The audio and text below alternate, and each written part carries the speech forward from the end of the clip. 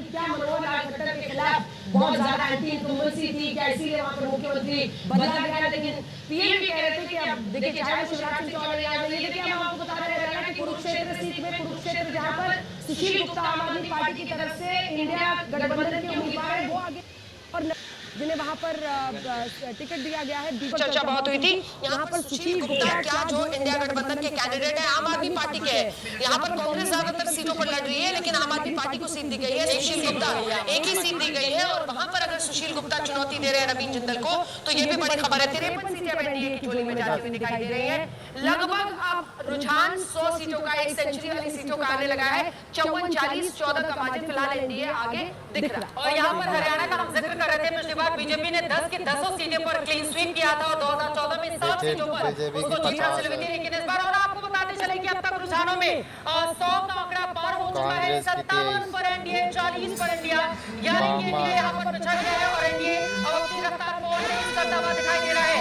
104 के रुझान 105 के रुझान निकलकर सामने आए हैं। 59 पर एनडीए जा पहुंचा है, इंडिया गठबंधन 41 पर 100 सीटों के रुझान निकलकर सामने आए हैं। 272 सीटें चाहिए सरकार बनाने के लिए और आपको बताते चले कि इस बार क्या 400 पार होगा एनडीए का। एनडीए लेकिन अभी तक टक्कर मानी जा रही थी, लेकिन अब एनडीए की यहाँ पर बढ़त हो चुकी है। 75 सीटें एनडीए की, इंडिया गठबंधन की 45 सीटें, यानी कि अब यहाँ पर गैप बढ़ता हुआ दिखाई दे रहा है।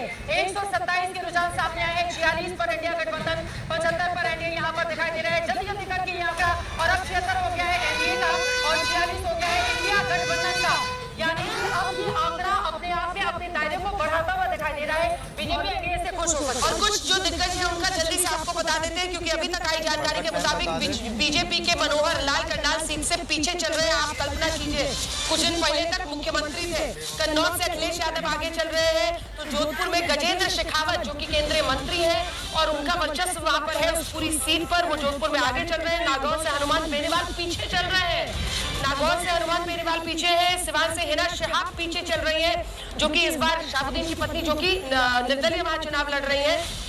के अन्नामलाई कोयम्बटूर से पीछे चल रहे हैं और इसी तरह के संकेत हमारे एग्जिट पोल में भी दिखे, जो कि जब बात हुई थी तो कल आपको बता दें वहां पर प्रदेश अध्यक्ष है, कम उम्र के हैं, उन्होंने बहुत ताकत और जब पीएम वहां पर जाते थे पीएम के बगल की सीट पर वो रहते थे। क्या तमिलनाडु में 2 सीटें जैसा कि एग्जिट पोल में बताया गया है वो भारतीय जनता पार्टी 2 से 3 सीटें लेगी तो कोयम्बटूर की सीट पर भी रखेगा नजर। वहीं कैसरगंज से ब्रिजभूषण शरण सिंह के बेटे करण भूषण सिंह फिलहाल आगे चल रहे हैं, इस तरह की खबर आ रही है। तो ये दिग्गजों की बात हमने आपको बता दी है, लेकिन अब तो 82 सीट्स पर एनडीए आगे है, 49 सीट्स, यानी यहाँ पर हाफ सेंचुरी तो उधर सेंचुरी बनाने की तैयारी दिखाई दे रही है। पोस्टल बैलेट ही अभी खुले हैं और रुझानों में बीजेपी के जो अभी नंबर्स है, एनडीए के नंबर्स है, वो आप यहाँ देखिए 4 जेडीयू को, टीडीपी को 4, शिवसेना को 2, जेडीएस को 1, ये गठबंधन के साथियों का भी हम स्कोर कार्ड दिखा रहे हैं। वहीं दूसरी तरफ इंडिया गठबंधन को आप देखेंगे पप्पू यादव आगे चल रहे हैं। आप देखिए ये अपने आप